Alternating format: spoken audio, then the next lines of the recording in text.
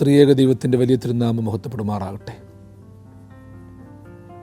അനുഗ്രഹിക്കപ്പെട്ട വാത്സല്യ സഹോദരങ്ങളെ, സങ്കീർത്തന മാതിരിയുടെ ഒരു പുതിയ എപ്പിസോഡിലേക്ക് ഏവരെയും ഹൃദ്യമായി സ്വാഗതം ചെയ്യുന്നു. ഓരോ എപ്പിസോഡ് പിന്നിടുന്തോറും നമുക്ക് എത്തിപ്പിടിക്കാൻ പറ്റാത്ത രീതിയിൽ ആഴമേറിയ പാരാവാരമാണ് സങ്കീർത്തന പുസ്തകമെന്ന് തിരിച്ചറിഞ്ഞുകൊണ്ടിരിക്കുകയാണ്. ഓരോ വാക്കുകളും വാചകങ്ങളും വ്യാഖ്യാനങ്ങൾക്കപ്പുറമാണ്. വ്യാഖ്യാനിച്ചാൽ തീരില്ല. അത് മണിക്കൂറുകളും ദിവസങ്ങളും വർഷങ്ങളും എടുത്താൽ തീരില്ല. അതുകൊണ്ട് തന്നെ ഏകദേശമായിട്ടെങ്കിലും ഇത് പഠിക്കണമെന്നുണ്ടെങ്കിൽ പലതവണ ആവർത്തിച്ച് വായിക്കണം. ഓരോ തവണ വായിക്കുമ്പോഴും ഓരോ ചിന്താധാരയിലൂടെ നമ്മൾ കടന്നു പോകും. ഓരോ തവണ സങ്കീർത്തനം ധ്യാനിക്കുമ്പോഴും ധ്യാനിച്ചവരും ആ സാഹചര്യവുമൊക്കെ നമ്മുടെ മുൻപിലൂടെ കടന്നു പോകും. ജീവനുള്ള ദൈവത്തിൻ്റെ ഒരു വലിയ സാക്ഷ്യം അവിടെ നിറഞ്ഞു നിൽക്കും. എനിക്കും നിങ്ങൾക്കും പ്രാർത്ഥിക്കാനും ദൈവത്തെ വിളിക്കാനും ഒരു പുതിയ വഴിത്താര തുറന്നു കിട്ടും. നമ്മൾ പാരമ്പര്യമായി ഭൗതികമായി പഠിച്ചിട്ടുള്ള, പ്രാർത്ഥിക്കാൻ തയ്യാറായിട്ടുള്ള ആ മെത്തഡോളജിയൊക്കെ ഇവിടെ മാറിക്കിട്ടും. ഒരു പുതിയൊരു ഉൾക്കാഴ്ചയാണ് നമുക്കതിലൂടെ ലഭ്യമാകുന്നത്. ഈ എപ്പിസോഡിൽ 22-ാം സങ്കീർത്തനം 24-ഉം 25-ഉം ഞാനൊന്ന് വായിക്കുകയാണ്. പീഡിതൻ്റെ കഷ്ടത അവൻ അവഗണിച്ചില്ല, വെറുത്തതുമില്ല. തൻ്റെ മുഖം അവന് മറച്ചതുമില്ല. തന്നെ വിളിച്ചപേക്ഷിച്ചപ്പോൾ കേൾക്കിയത്രേ ചെയ്തത്. മഹാസഭയിൽ എനിക്ക് പ്രശംസ നിന്നിൽ നിന്ന് വരുന്നു. അവൻ്റെ ഭക്തന്മാർ കാണുക ഞാൻ എൻ്റെ നേർച്ചകൾ അർപ്പിക്കും. അവൻ്റെ ഭക്തന്മാർ കാണുക ഞാൻ എൻ്റെ നേർച്ചകൾ അർപ്പിക്കും. പീഡിതൻ്റെ കഷ്ടത അവൻ അവഗണിച്ചില്ല, വെറുത്തതുമില്ല. തൻ്റെ മുഖം അവന് മറച്ചതുമില്ല. തന്നെ വിളിച്ചപേക്ഷിച്ചപ്പോൾ കേൾക്കുകയത്രേ ചെയ്തത്. കഷ്ടത അനുഭവിക്കുന്ന ഒരു പീഡിതനെക്കുറിച്ച് വ്യാഖ്യാനിച്ചിരിക്കുന്നത് അവൻ്റെ കഷ്ടത അവഗണിച്ചിട്ടില്ല, വെറുത്തില്ല, മുഖം അവന് മറച്ചില്ല, അവൻ്റെ നിലവിളി കേട്ടു. പീഡിതൻ്റെ കഷ്ടതയെ അവഗണിക്കാത്ത, വെറുക്കാത്ത, അവൻ്റെ നേരെ മുഖം മറയ്ക്കാത്ത, അവൻ്റെ നിലവിളി കേൾക്കുന്ന ദൈവസാമീപ്യം, ദൈവരൂപം സങ്കീർത്തനക്കാരന് ഇവിടെ പകർന്നു നൽകുകയാണ്. ബാധ്യതകളിൽ നിന്നൊക്കെ ഓടി ഒളിക്കാനാണ് നമുക്കിഷ്ടം. ഒരു ബാധ്യതയും എടുത്ത് തലേ വയ്ക്കാൻ നമുക്ക് താല്പര്യമില്ല. സുരക്ഷിത വഴിയിലെത്തുകയാണ് നമുക്ക് താല്പര്യം.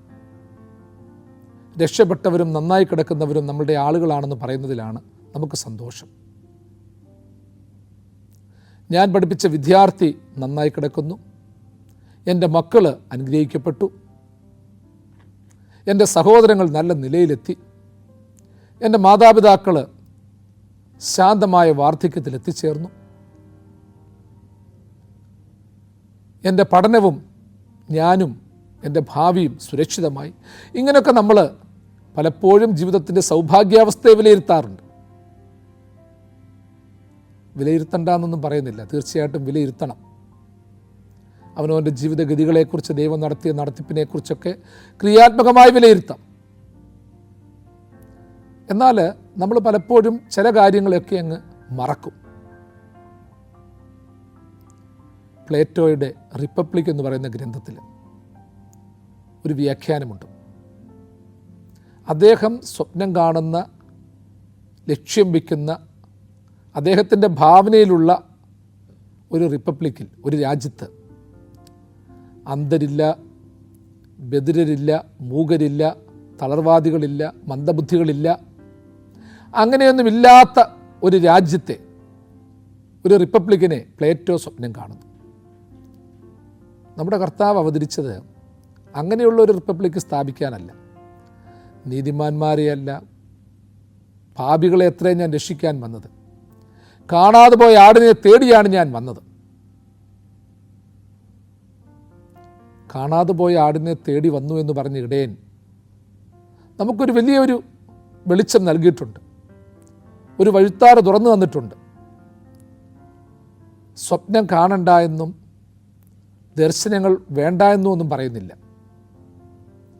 നമ്മുടെ സ്വപ്നത്തിൽ ഉറങ്ങിക്കിടക്കുമ്പോൾ കാണുന്നത് മാത്രമല്ല കടന്നു വരേണ്ടത്. APJ അബ്ദുൽ കലാം പറഞ്ഞിട്ടുള്ളതുപോലെ ഉറങ്ങിക്കിടക്കുമ്പോൾ കാണുന്നതല്ല സ്വപ്നം. ഉണർന്നിരുന്ന് ദാർശനിക വീക്ഷണത്തോടെ വീക്ഷിക്കുന്നതാണ് സ്വപ്നം. സ്വപ്നം കണ്ടുപോകാനല്ല, സ്വപ്നം കണ്ട് ഞെട്ടിയുണരാനല്ല. സ്വപ്നം നമ്മളെ ജീവിക്കാൻ പ്രേരിപ്പിക്കുന്നതായിരിക്കണം. സ്വപ്നത്തിലൂടെ നൂതന ദർശനങ്ങൾ സ്വീകരിക്കാൻ പ്രേരിപ്പിക്കുന്നതായിരിക്കണം. ഇവിടെ നമ്മൾ ചിന്തിക്കേണ്ട ഒരു വലിയ കാര്യമാണ് ഇതിൻ്റെ അകത്തുള്ളത്. ചതഞ്ഞ ഓട ഒടിച്ചു കളയാത്ത, പുകയുന്ന തിരി കെടുത്തു കളയാത്ത ഒരു ദൈവദർശനം, അത് നമ്മളെ ജീവിക്കാനും പ്രവർത്തിക്കാനും പ്രേരിപ്പിക്കണം. ഇവിടെ സങ്കീർത്തനക്കാരൻ പറയുന്നു, പീഡിതൻ്റെ കഷ്ടതയെ അവൻ അവഗണിച്ചില്ല, വെറുത്തില്ല, തൻ്റെ മുഖം അവന് മറച്ചതുമില്ല. തന്നെ വിളിച്ചപേക്ഷിച്ചപ്പോൾ കേൾക്കുകയത്രേ ചെയ്തത്. പീഡിതൻ്റെ കഷ്ടത അവഗണിച്ചില്ല എന്ന് പറയുമ്പോൾ, അവഗണിക്കുക എന്നുള്ളതിന് കാണാതെ പോകുക എന്ന് മാത്രമല്ല, കണ്ണടച്ചു വിടുക എന്ന് മാത്രമല്ല. ഒരുവനെ കാണുമ്പോൾ അവൻ പീഡിതനാണെന്ന് പോലും മനസ്സിലാക്കുന്നില്ല, മനുഷ്യനാണെന്ന് പോലും ഉൾക്കൊള്ളുന്നില്ല, അവന് വികാര വിചാരങ്ങളുണ്ടെന്ന് മനസ്സിലാക്കുന്നില്ല. നമ്മുടെയൊക്കെ ഒരു രീതി അതാ. ചില കാര്യങ്ങളൊക്കെ ചോദിക്കുമ്പോഴും പറയുമ്പോഴും അറിയത്തില്ല, കേട്ടിട്ടില്ല, ഞാനവിടെ പോയിട്ടില്ല എന്നൊക്കെ പറയാൻ നമുക്ക് സിമ്പിളാണ്. ഒരു കാര്യം അറിഞ്ഞിട്ടില്ല എന്ന് പറയാൻ, എനിക്കറിയത്തില്ല എന്ന് പറയാൻ വളരെ സിമ്പിളാണ്. കാരണം അറിയാമെന്ന് പറയുമ്പോൾ, ഉണ്ട് എന്ന് പറയുമ്പോൾ അതിൻ്റെ പിന്നിൽ കുറേ ബാധ്യതകളുണ്ട്. നിങ്ങളുടെ വാക്കുണ്ടേ ഉണ്ടേ എന്നും ഇല്ല ഇല്ല എന്നും ആയിരിക്കട്ടെ എന്ന് തിരുവചനം പഠിപ്പിക്കുന്നു. ഉണ്ടെന്ന് പറഞ്ഞാൽ ഉണ്ടാകണം, ഇല്ല എന്ന് പറഞ്ഞാൽ ഇല്ല എന്നുള്ളത് ഉറപ്പായിരിക്കണം. ഇല്ലാതെ ഉണ്ടെന്ന് പറയുന്നതും ഉണ്ടായിട്ടില്ല എന്ന് പറയുന്നതും ഒരു വെല്ലുവിളിയാണ്. ഇന്ന് അവഗണന എല്ലാ മേഖലയിലുമുണ്ട്. പീഡിതൻ്റെ മുഖം, കഷ്ടത അവൻ അവഗണിച്ചില്ല എന്ന് പറയുമ്പോൾ നമ്മളൊക്കെ പല അവഗണനയിലൂടെയും കടന്നു പോകുന്നവരാണ്. അവൻ എന്നെ മാനിച്ചില്ല, എൻ്റെ വിദ്യാഭ്യാസത്തിനനുസരിച്ച് എന്നെ ഉപയോഗിച്ചില്ല, എൻ്റെ കഴിവിനും പ്രാപ്തിക്കുമനുസരിച്ച് എന്നെ വേണ്ട ലാവണത്തിൽ എത്തിച്ചില്ല. നമ്മളൊക്കെ പലപ്പോഴും പരാതിപ്പെടും. നമ്മളെ എല്ലാവരും അവഗണിച്ചു എന്നാണ് നമ്മൾ പറയുന്നത്. പീഡിതൻ്റെ കഷ്ടതയെ അവൻ അവഗണിച്ചില്ല എന്ന് പറയുമ്പോൾ നിങ്ങളും ഞാനുമൊക്കെ ഒരു രീതിയിൽ പീഡിതരാണ്. ആരൊക്കെ അവഗണിച്ചാലും അവഗണിക്കാത്തവൻ ഉണ്ടേ എന്ന് ഓർപ്പിക്കുകയാണ്. പീഡിതൻ്റെ കഷ്ടതയെ അവൻ അവഗണിച്ചില്ല എന്ന് പറയുമ്പോൾ പീഡിതരായിട്ടുള്ളവരെ അവഗണിക്കാൻ പാടില്ല എന്ന് ഓർപ്പിക്കുകയാണ്. പീഡിതൻ്റെ കഷ്ടത അവൻ അവഗണിച്ചില്ല എന്ന് പറയുമ്പോൾ നമ്മളുടെ ഇടയിലുള്ള പീഡിതരെയും കഷ്ടത അനുഭവിക്കുന്നവരെയും തുറന്നു കാണിക്കുകയാണ്. അങ്ങനെയുള്ളവരുണ്ട്, അവരെ കണ്ടെത്തണം, കണ്ണ് തുറന്നു കാണണം. നമ്മളാൽ പീഡിപ്പിക്കപ്പെട്ടവരുണ്ടോ, നമ്മളാൽ അവഗണിക്കപ്പെട്ടവരുണ്ടോ എന്നുള്ള ചോദ്യം ചോദിക്കുകയാണ്. നമ്മളാൽ ഒത്തിരി പേര് പീഡിപ്പിക്കപ്പെടുന്നുണ്ട്, നമ്മളാൽ അവഗണിക്കപ്പെടുന്നുണ്ട്, വീട്ടിലും കുടുംബത്തിലും ഒക്കെയുണ്ട്. നമ്മൾ ഫോൺ വിളിക്കാതിരിക്കുകയും കണ്ടാച്ചിരിക്കാതിരിക്കുകയും സംസാരിക്കാതിരിക്കുകയും വേദനയിൽ ഒരുവൻ ഇരിക്കുന്നത് കണ്ട് അവനെ ആശ്വസിപ്പിക്കാതിരിക്കുകയും ഒക്കെ ചെയ്താൽ യഥാർത്ഥത്തിൽ നമ്മൾ ഓരോരുത്തരെയും അവഗണിച്ചു വിടുകയാണ് ചെയ്യുന്നത്, കണ്ണടച്ചു വിടുകയാണ് ചെയ്യുന്നത്. അവഗണന എന്ന് പറയുന്നത് ആധുനിക സമൂഹത്തിൻ്റെ ഒരു മുഖമുദ്രയായിട്ട് മാറ്റപ്പെട്ടുകൊണ്ടിരിക്കുകയാണ്. അവഗണിക്കുക എന്ന് പറയുന്നത് ഒരു മനുഷ്യനെ കൊല്ലുന്നതിന് തുല്യമാണ്, അവൻ്റെ ആത്മാവിനെ കെടുക്കുന്നതിന് തുല്യമാണ്. ഒരുവനെ അവഗണിക്കുക എന്ന് വെച്ചാൽ ഒരു വ്യക്തിത്വത്തിൻ്റെ അടിത്തറ നശിപ്പിക്കുന്നതിന് തുല്യമാണ്. ഇവിടെ പറയുന്നു, പീഡിതൻ്റെ കഷ്ടതയെ അവൻ അവഗണിച്ചില്ല. അവഗണിക്കാതിരിക്കണമെന്നുണ്ടെങ്കിൽ, അവൻ്റെ കഷ്ടത അവഗണിക്കാതിരിക്കണമെന്നുണ്ടെങ്കിൽ ചില ഉത്തരവാദിത്തങ്ങൾ ഏറ്റെടുത്തേ പറ്റത്തുള്ളൂ. പീഡിതനെ ആശ്വസിപ്പിച്ചേ പറ്റത്തുള്ളൂ, പീഡിതനോടൊപ്പം ഇറങ്ങി പുറപ്പെട്ടേ പറ്റത്തുള്ളൂ. പീഡിതൻ്റെ കഷ്ടത അവഗണിച്ചിട്ടില്ല എന്ന് പഴയ നിയമത്തിൽ ദാവീദ് പറഞ്ഞെങ്കിൽ പുതിയ നിയമത്തിൽ നമ്മുടെ കർത്താവ് ക്രൂശെടുത്തുകൊണ്ട് ആ അവഗണനകളൊക്കെ ഏറ്റുവാങ്ങി, ആ നൊമ്പരങ്ങളൊക്കെ ഏറ്റുവാങ്ങി, പ്രയാസങ്ങളൊക്കെ ഏറ്റുവാങ്ങി. പഴയ നിയമത്തിൽ പാപം ചെയ്യുന്ന ദേഹി മരിക്കുമെന്ന് പഠിപ്പിച്ചു. ഒരുവൻ പാപം ചെയ്താൽ ആ പാപത്തിന് അനുസൃതമായ ബലിവസ്തു സമർപ്പിക്കണം. നഗരമധ്യത്തിലൂടെ, പാളയത്തിലൂടെ അവനവൻ ചെയ്തിട്ടുള്ള പാപത്തിൻ്റെ കാഠിന്യത്തിനനുസരിച്ചുള്ള പുരോഹിതന്മാർ കൽപ്പിച്ചിട്ടുള്ള ലേവ്യ പ്രമാണപ്രകാരമുള്ള ബലിവസ്തു ചുമന്നുകൊണ്ടുവരണം. ചുമന്നുകൊണ്ടുവരുന്ന ബലിവസ്തുവിൻ്റെ വലിപ്പം കണ്ട് ഒരുവൻ ചെയ്തിട്ടുള്ള പാപത്തെക്കുറിച്ച് ഓരോരുത്തർക്കും മോഹിക്കാം. കുറുബ്രാവിനെ കൊണ്ടുവരുമ്പോൾ അവനൊരു കൊച്ചു പാപമേ ചെയ്തിട്ടുള്ളൂ. കന്നുകാലിയെ കൊണ്ടുവരുമ്പോൾ, കാളയോ മറ്റോ കൊണ്ടുവരുമ്പോൾ അവൻ വലിയ പാപം ചെയ്തു എന്നൊക്കെ വിലയിരുത്തും. ആ ഒരു നാണത്തിൽ നിന്ന് രക്ഷപ്പെടാൻ വേണ്ടിയാണ് മനുഷ്യൻ ദേവാലയത്തിൽ തന്നെ വിൽപ്പനശാലകൾ തുറന്നത്. കാരണം അവിടെ പൈസ അടച്ചാൽ അങ്ങോട്ട് കൊടുത്താൽ മതി, ചുമന്നുകൊണ്ട് പോകണ്ട. ഈ ഒരു കാപട്യത്തെയാണ് നമ്മുടെ കർത്താവ് എതിർത്തത്. അതിനെയാണ് കർത്താവ് തട്ടിത്തെറിപ്പിച്ചത് ദേവാലയ ശുദ്ധീകരണത്തിലൂടെ. പാപത്തിൻ്റെ കാഠിന്യം മനസ്സിലാക്കാനവൻ, അവഗണിക്കപ്പെട്ടവനെ രക്ഷപ്പെടുത്താൻ വേണ്ടി അവൻ ക്രൂശ് ചുമന്നുകൊണ്ട് പോയി. പാളയത്തിലൂടെ തന്നെ പോയി. അവൻ അദർശനായില്ല, അത്ഭുതം കാണിച്ചില്ല. ക്രൂശ് പരസ്യമായി ചുമന്നു, കുലമരം പരസ്യമായി ചുമന്നു. പീഡിതൻ്റെ പീഡനങ്ങൾ, കഷ്ടപ്പാടുകൾ അവൻ അവഗണിക്കുന്നില്ല. പ്രിയമുള്ളവരെ, ഞാൻ നിങ്ങളുമൊക്കെ പ്രാർത്ഥിക്കുമ്പോൾ ഹൃദയംഗമായിട്ട് ഓർത്തുകൊള്ളണം, നമ്മളൊക്കെ പീഡിതരാണ്. എൻ്റെ ദൈവം എന്നെ അവഗണിക്കത്തില്ല. എൻ്റെ ദൈവം എന്നെ നെഞ്ചോട് ചേർത്തുകൊള്ളും, ഹൃദയത്തോട് ചേർത്തുകൊള്ളും. അതിനുള്ള ഒരു വലിയ തയ്യാറെടുപ്പോടും ഭക്തിയോടും കൂടി നമ്മൾ ജീവിക്കണം. അവനോട് ചേരുവാൻ തക്കവണ്ണം ഇടയായിത്തീരണം. മാട്ടിൻതൊഴുത്തിൽ പിറന്ന മാന്യസുധേനേ, ഹീനവേഷമെടുത്ത നിന്നെ വാഴ്ത്തിടുന്നു ഞാൻ. വേഷത്തിൽ മനുഷ്യനായി കാണപ്പെട്ടോനേ, മനുഷ്യവേഷമെടുത്ത നിന്നെ വാഴ്ത്തിടുന്നു ഞാൻ. മനുഷ്യവേഷമെടുത്ത നിന്നെ വാഴ്ത്തിടുന്നു ഞാൻ. പീഡകൻ്റെ കഷ്ടദേവൻ അവഗണിച്ചില്ല. വീണ്ടും പറയുന്നു, വെറുത്തില്ല. ഇന്നെല്ലാ മേഖലയിലും ഒരു വെറുപ്പിൻ്റെ സംഹിത രൂപപ്പെട്ടു വരുന്നുണ്ട്. വെറുക്കുന്നവൻ താൻ എന്തിനെ വെറുക്കുന്നു എന്നറിയുന്നില്ല. എതിർക്കുന്നവൻ താൻ എന്തിനെ എതിർക്കുന്നു എന്നറിഞ്ഞില്ല. എന്തിനു വേണ്ടിയാണ് താൻ എതിർക്കുന്നതെന്നും അറിയത്തില്ല. ആരെയാണ് എതിർക്കുന്നതെന്നും അറിയുന്നില്ല. ആരൊക്കെയോ പറഞ്ഞു, ആരൊക്കെയോ പഠിപ്പിച്ചു, അതിങ്ങനെ തലമുറയായി കൈമാറി വെറുപ്പിൻ്റെ തത്വസംഹിത ഇന്ന് എല്ലാ മേഖലയിലും ഉയർത്തി കാണിച്ചുകൊണ്ടിരിക്കുകയാണ്. ഇവിടെ പറയുന്നത്, പീഡിതൻ്റെ കഷ്ടതയെ അവൻ അവഗണിച്ചില്ല, പീഡിതൻ്റെ കഷ്ടത വെറുത്തില്ല. കഷ്ടതയെ വെറുക്കുന്ന ഒരു സമൂഹമുണ്ട് പ്രിയമുള്ളവരെ. പീഡിതനെ വെറുക്കുന്ന ഒരു സമൂഹമുണ്ട്. അവഗണിക്കുക മാത്രമല്ല, അവഗണിക്കുക എന്ന് പറയുമ്പോൾ അവനെ ശ്രദ്ധിക്കുന്നില്ല, ഉൾക്കൊള്ളുന്നില്ല. അങ്ങനെ ഒരു മനുഷ്യജീവി ഉണ്ടെന്ന് ചിന്തിക്കുന്ന പോലുമില്ല. ഇത് വെറുക്കുക. വെറുക്കുക എന്ന് പറയുമ്പോൾ ഒരു കാര്യം കൂടി ഓർത്തോണം, പരസ്യമായിട്ട് വെറുക്കുകയാണ്, വെറുപ്പിനെ കാണിച്ചു കൊടുക്കുകയാണ്. അവഗണിച്ചു പോകുക എന്ന് വെച്ച് കഴിഞ്ഞാൽ അവനും ഞാനും കാണുന്നില്ല എന്നുള്ള രീതിയിൽ പോവുക, അത്രയേ ഉള്ളൂ. വെറുക്കുക എന്ന് വെച്ചാൽ സംസാരം കൊണ്ട് വെറുക്കുന്നു. സംസാരത്തിൽ വെറുപ്പ്, ചിന്തയിൽ വെറുപ്പ്, ആലോചനയിൽ വെറുപ്പ്, തലമുറകളിലേക്ക് വെറുപ്പ് സംവേദനം ചെയ്യുന്നു.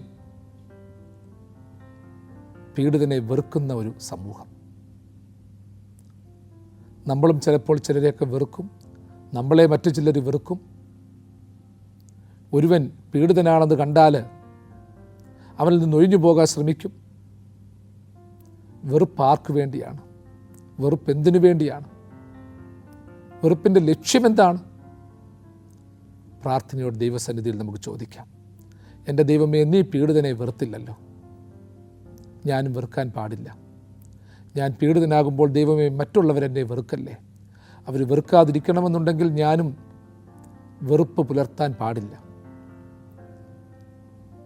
പീഡിതനെ വെറുത്തില്ല എന്ന് പറയുമ്പോൾ നമ്മളുടെ മനസ്സ് വെറുപ്പിൽ നിന്ന്, ശാഠ്യത്തിൽ നിന്ന് സ്വാതന്ത്ര്യം പ്രാപിക്കണമെന്ന് കർത്താവ് ഓർപ്പിക്കുകയാണ്. വിശുദ്ധിയിലേക്ക് വളരണമെന്ന് കർത്താവ് ഓർപ്പിക്കുകയാണ്. പീഡിതനെ വെറുക്കാത്തൊരു കർത്താവുണ്ടെങ്കിൽ എന്നെയും അവൻ വെറുക്കില്ല. എൻ്റെ ദൈവം വെറുക്കാത്തതിനെ നാം വെറുക്കരുത്. എൻ്റെ കർത്താവിന് വെറുപ്പിൻ്റെ ആത്മാവില്ലാത്തതിനാൽ നമ്മളും ആ വെറുപ്പിൻ്റെ ആത്മാവിനെ പിന്തുടരരുത്. പ്രിയമുള്ളവരെ, ഇന്ന് വെറുക്കുവാൻ പോയാൽ നമ്മൾക്ക് അതിനെ സമയം കാണത്തുള്ളൂ. നമ്മൾക്ക് ഓരോരുത്തരോട് അകന്നിരിക്കാൻ, വെറുക്കാൻ കാരണങ്ങൾ ഒത്തിരിയുണ്ട്. പക്ഷേ വെറുക്കാതെ അടുക്കാനുള്ള കാരണങ്ങളും ഒത്തിരിയുണ്ട്. ഒരു മനുഷ്യനെ വെറുക്കുക എന്ന് വെച്ചാൽ അവൻ്റെ സൃഷ്ടാവിനെ വെറുക്കുന്നതിന് തുല്യമാണ്. ഒരു മനുഷ്യനെ വെറുക്കുക എന്ന് വെച്ചാൽ നമ്മളുടെ മനസ്സ് അന്ധകാരപ്പെട്ടിരിക്കുകയാണ്. ഒരു മനുഷ്യനെ വെറുക്കുക എന്ന് വെച്ചാൽ അവൻ്റെ നന്മ കാണാൻ താല്പര്യമില്ലാതിരിക്കുകയാണ്. ഒരു മനുഷ്യനെ വെറുക്കുക എന്ന് വെച്ചാൽ അവൻ്റെ പുനർജീവൻ ആഗ്രഹിക്കാതിരിക്കുകയാണ്. ഒരു വിശ്വാസിക്ക് ഇത് പറഞ്ഞിട്ടുള്ളതല്ല. പീഡിതനെ വെറുക്കാത്ത ദൈവത്തിൻ്റെ ആത്മാവിനെ ഉൾക്കൊണ്ടുകൊണ്ട് നമുക്ക് മുൻപോട്ട് പോകുവാൻ സാധിക്കണം. തൻ്റെ മുഖം അവന് മറച്ചതുമില്ല. പീഡിതൻ്റെ കഷ്ടതയെ അവഗണിച്ചില്ല, പീഡിതനെ വെറുത്തില്ല. പീഡിതന് തൻ്റെ മുഖം മറച്ചതുമില്ല. മുഖം മറയ്ക്കുക എന്ന് പറയുന്നത് ഒരു ചൊല്ലു തന്നെയാണ്, അതൊരാശയം തന്നെ. മുഖം മറയ്ക്കാതിരിക്കുക. മുഖം മറയ്ക്കുക എന്ന് വെച്ചാൽ എന്താണ് അതുകൊണ്ട് അർത്ഥമാക്കുന്നത്? നമ്മളുടെ മുഖത്തിൽ കണ്ണുണ്ട്, ചെവിയുണ്ട്, പല്ലുകളുണ്ട്, ഒരുപാട് അവയവങ്ങളുണ്ട്. നമ്മുടെ സൗന്ദര്യ സങ്കല്പം തന്നെ നമ്മളുടെ മുഖത്താണ്. സംസാരിക്കുന്നത് മുൻവശത്തൂടിയാണ്. പ്രസന്നത മുഖത്താണ് തെളിയുന്നത്. അപ്പോൾ സൗന്ദര്യവും പ്രസന്നതയും സംസാരവും ഒക്കെ ആ മുഖഭാവത്തിൽ നിന്നാണ് വരുന്നത്. ഒന്നും പറഞ്ഞില്ലെങ്കിലും മുഖത്ത് നോക്കിയാൽ നമുക്ക് ചില കാര്യങ്ങൾ മനസ്സിലാകും. അപ്പോൾ ഒരുവൻ്റെ നേരെ മുഖം മറയ്ക്കുക എന്ന് വെച്ചാൽ അതിൻ്റെ അകത്തുള്ള ഒരുപാട് കാര്യങ്ങളുണ്ട്. അവനെ കേൾക്കുന്നില്ല, അവനെ കാണുന്നില്ല, അവനെ അറിയുന്നില്ല, അവനോട് സംസാരിക്കുന്നില്ല. ദൈവം നമ്മളുടെ നേരെ മുഖം മറയ്ക്കുന്നില്ല എന്ന് വെച്ചാൽ നമ്മുടെ നേരെ മുഖം ചായ്ച്ചിരിക്കുകയാണ്. ദൈവം നമ്മുടെ നേരെ മുഖം ചായ്ക്കുക എന്ന് വെച്ചാൽ നമ്മെ പ്രസാദിക്കുക എന്നാണ് അർത്ഥം.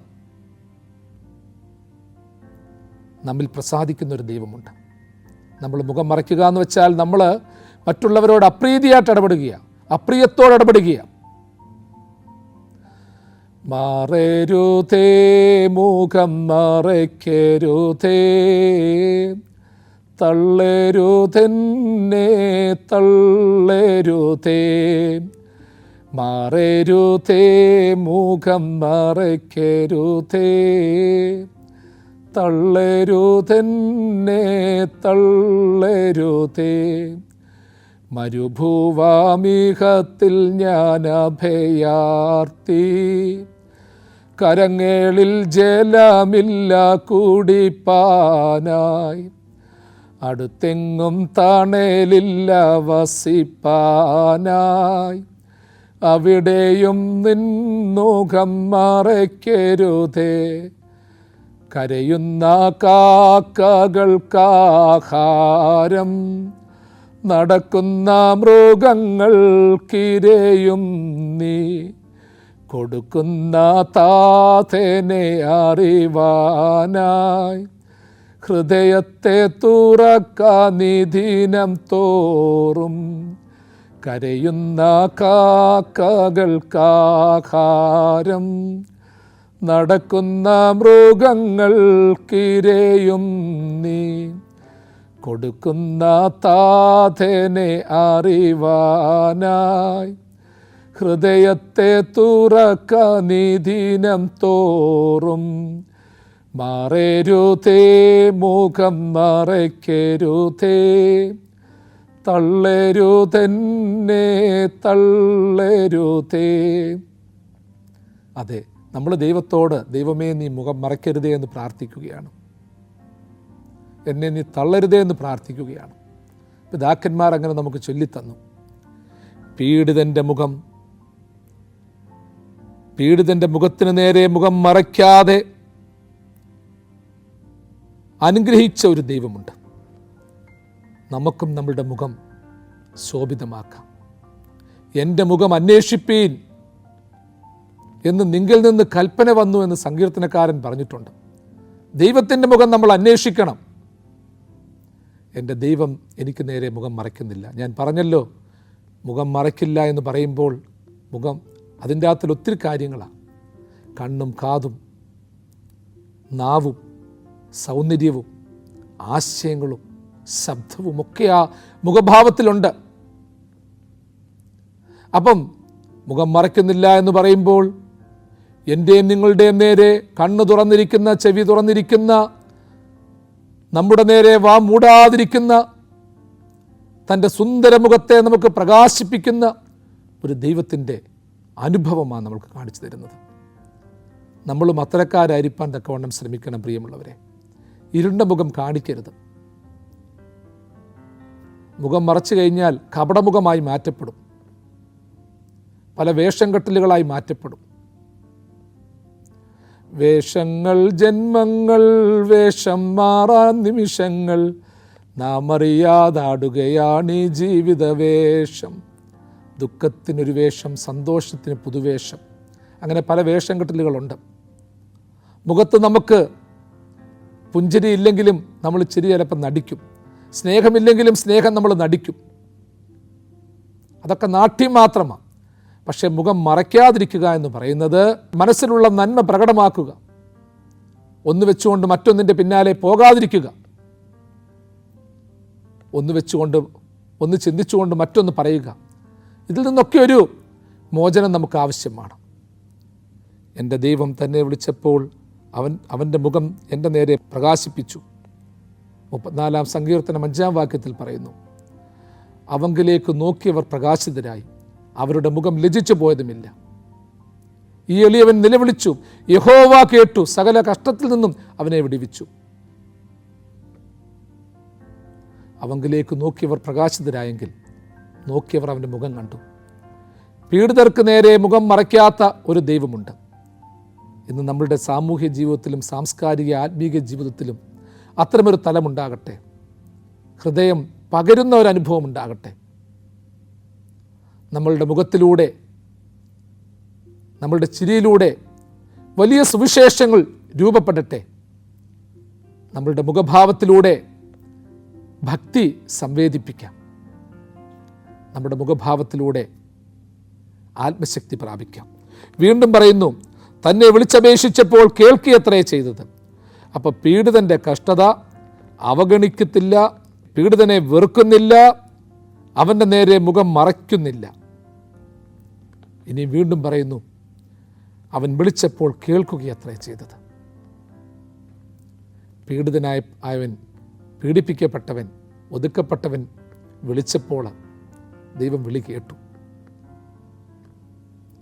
അവന് ശബ്ദം കുറഞ്ഞു കാണും, എന്നാലും ദൈവം കേട്ടു. ചിലപ്പോൾ അവൻ പേടി കൊണ്ട് അലറി വിളിച്ച് കാണും, അത് ദൈവത്തിന് അസ്വസ്ഥമായിട്ട് തോന്നിയില്ല. ചിലപ്പോൾ അവന് ഒറ്റപ്പെട്ടു പോയി കാണും, എന്നാലും ആ നിലവിളി ദൈവം കേട്ടു. 100 ആടുണ്ടായിട്ടും ഒന്ന് മാത്രമേ തെറ്റിപ്പോയുള്ളൂ. അത് കുഴിയിൽ വീണപ്പോൾ, മുള്ളിൻ്റെ ഇടയിൽ അകപ്പെട്ടു പോയപ്പോൾ ആ ആട് കരഞ്ഞു. അതിനെ അന്വേഷിച്ചിടയൻ പുറപ്പെട്ടു. ആടിൻ്റെ ശബ്ദം കേട്ട് ആടിനെ തിരക്കിച്ചെന്നു.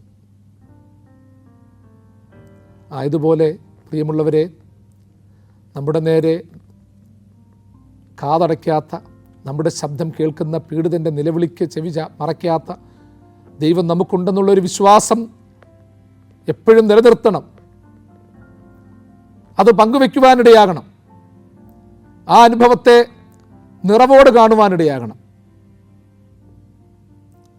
അതുകൊണ്ട് ആരാധനയിൽ ഒരു പാട്ട്, കരളലി വേറിടും താഥ നിരുപമ കരുണാസാഗരമേ,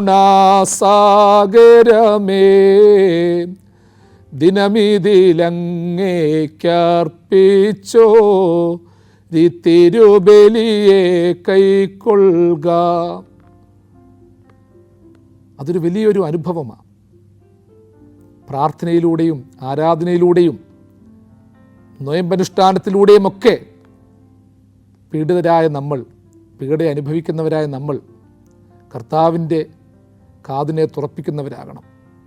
എൻ്റെ നേരെ തൻ്റെ കാത് കൂർപ്പിച്ചിരിക്കുന്ന ദൈവത്തെ തിരിച്ചറിയുന്നവരാകണം. അപ്പോൾ പീഡിതൻ്റെ നേരെ ചെവി കൊട്ടിയടയ്ക്കാത്ത ദൈവത്തെക്കുറിച്ച് പറയുമ്പോൾ നമ്മളും കാതുകൾ തുറന്നിരിക്കണം. പലരുടെയും നിലവിളിയെ കേൾക്കണം, കണ്ണുനീര് ഉൾക്കൊള്ളണം. നമ്മളൊക്കെ പലപ്പോഴും ആ 99 ആടുകളെപ്പോലെ അനുസരണമുള്ളവരായ ഇടയൻ്റെ കൂടെ നടക്കുകയാണ്. 99 ആടുകൾ അനുസരണമുള്ളവർ, ഒരുപക്ഷെ നന്മയിൽ ജീവിക്കുന്നവർ കേൾക്കേണ്ടത് നന്മയുള്ളവരുടെ വാക്കുകൾ മാത്രമല്ല, അല്ലെങ്കിൽ സുരക്ഷിതരായവർ ശ്രദ്ധിക്കേണ്ടത് സമ്പന്നരുടെ വാക്കുകൾ മാത്രമല്ല. അങ്ങനെയുള്ളവർ മാത്രമല്ല കൂട്ടുകാരായിട്ട് വരേണ്ടത്. കുഴിയിൽപ്പെട്ടു പോയവരുടെ നിലവിളിയുടെ കേൾക്കാൻ തക്കവണ്ണം ചെവി ഒന്ന് കൂർപ്പിക്കണം.